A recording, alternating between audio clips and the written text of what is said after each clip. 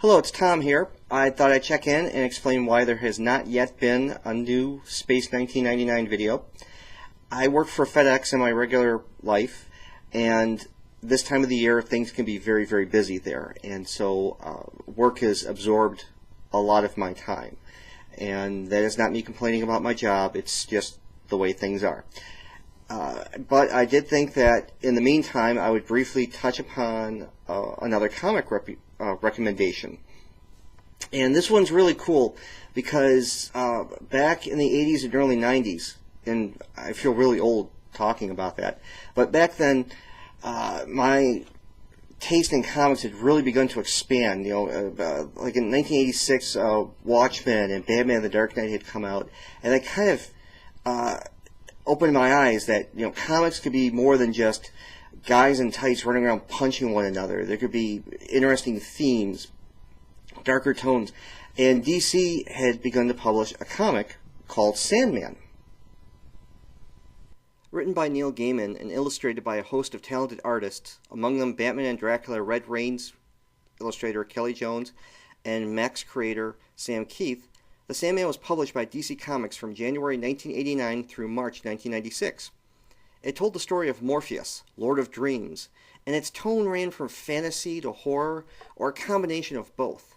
Morpheus himself was an interesting character, but Gaiman surrounded him with an interesting supporting cast. Among them, Cain and Abel from DC's House of Mystery and House of Secrets, as well as his family: Destiny, Desire, Despair, Delirium, and fan favorite Death. There's also the missing sibling, but he has an entire story arc devoted to him, so I don't want to spoil anything. In fact, I don't want to delve too much into the series itself, as I honestly feel that it would be very much worth your time to pick up the trade paperbacks if you can. While he wrote UK comics before working for DC, and while it was not his first work for the American company, Sandman is the series that put Gaiman on the map. He sprang from it to write such books as Good Omens with legendary writer Terry Pratchett, Neverwhere, American Gods, the Stardust graphic novel, Coraline, and others. A lot of his work has been adapted into both film and television.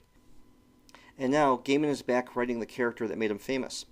Sandman Overture tells the story of the events going on in Morpheus' life leading up to his capture in the very first issue of his regular comic.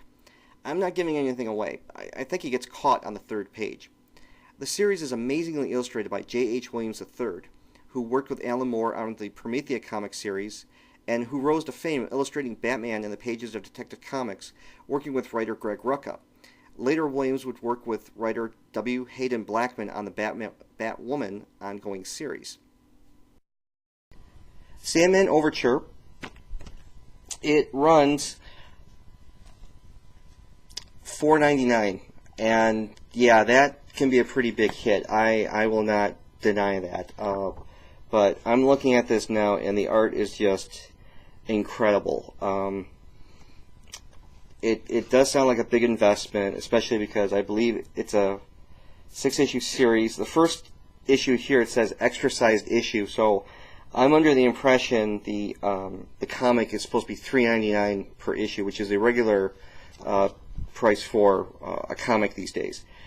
Yeah, it's a lot. But I'm telling you, if you are into comics and you are looking for something that has fantastic art and amazing storytelling, I'm telling you, this, in my opinion, out there is one of the best comics to get at this point.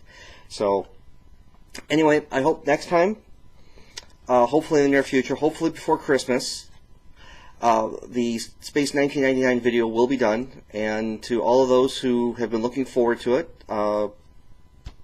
again, apologies, and in case I don't speak to you, I hope you guys have a happy holidays. Thank you very much, and take care. Bye-bye.